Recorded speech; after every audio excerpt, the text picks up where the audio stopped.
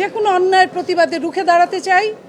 যেমন ছিলাম অতীতে, যেমন আছি এবং আগামীতেও ঠিক তেমনই আমি কাজ করতে চাই। আমি আমার সমস্ত জীবনকে উৎসর্গ করেছি যেভাবে, ঠিক সেইভাবে আমি আগামী দিনে আপনাদের সাথে কাজ করতে চাই।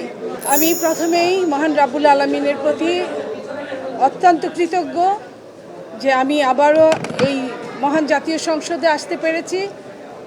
আমি আমার যাদের হাত ধরে আমি এই পর্যন্ত এসেছি তাদের প্রতি কৃতজ্ঞ। আমি সাংবাদিকদের যারা আমাকে এই পর্যন্ত এনেছে, আমি সেই সাংবাদিক ভাই বোনদের প্রতিও কৃতজ্ঞ। আমি আমার এলাকাবাসীর প্রতি কৃতজ্ঞ যারা আমাকে ভোট দিতে পারে নাই কিন্তু মন ভরে দোয়া করেছে।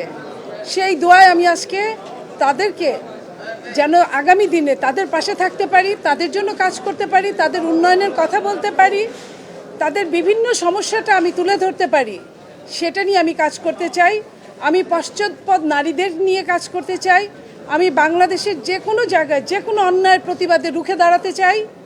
যেমন ছিলাম অতীতে, যেমন আছি এবং আগামীতেও ঠিক তেমনই আমি কাজ করতে চাই। অবশ্যই এইখানে সাংবাদিক ভাইদের সহযোগিতায় আমি কাজ করতে চাই। আমি আমার সততাকে সাথে নিয়ে কাজ করতে চাই।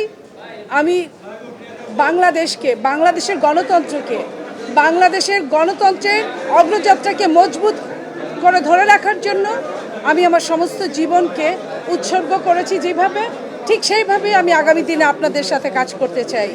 বাংলাদেশের জন্য কাজ করতে চাই, এদেশের নারী সমাজের জন্য কাজ করতে চাই, এদেশের সমস্ত জনগণের জন্য কাজ করতে চাই। আমার জন্য আপনারা দোয়া করবেন। ধন্যবাদ।